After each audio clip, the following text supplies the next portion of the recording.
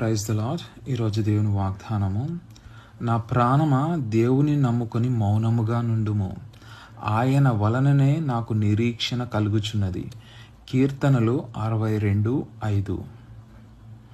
దేవుని నమ్ముకొని మౌనముగా ఉండి వారి జీవితాల్లో విజయాలు సాధించిన వాళ్ళు ఎంతోమంది ఉన్నారు. కానీ వారు దేవుని దగ్గర ప్రార్థించి మౌనంగా మాత్రమే ఉన్నారా? కాదు, వారు ప్రయత్నించారు. క్రియలు లేని నిరీక్షణ వ్యర్థము. మంచి కాలేజ్లో సీట్ కోసం ప్రార్థిస్తున్నావా? ప్రయత్నం చేయి. జాబ్ కోసం ప్రార్థిస్తున్నావా? ప్రయత్నం కూడా చేయి. ఇంట్లో సమృద్ధి గురించి ప్రార్థన చేస్తున్నావా? ప్రయత్నం చేయి.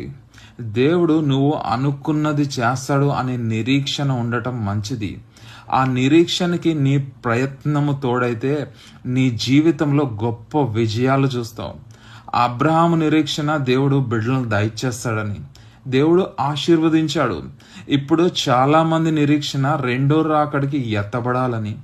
కానీ దానికోసం మనం ఏం ప్రయత్నిస్తున్నాం? దేవుని సన్నిధికి వెళ్ళడానికి ప్రయత్నిస్తున్నావా?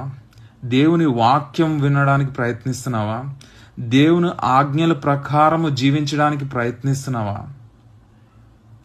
నీ ప్రయత్నం ఎలాగుంది? నీ నిరీక్షణ ఏ స్థితిలో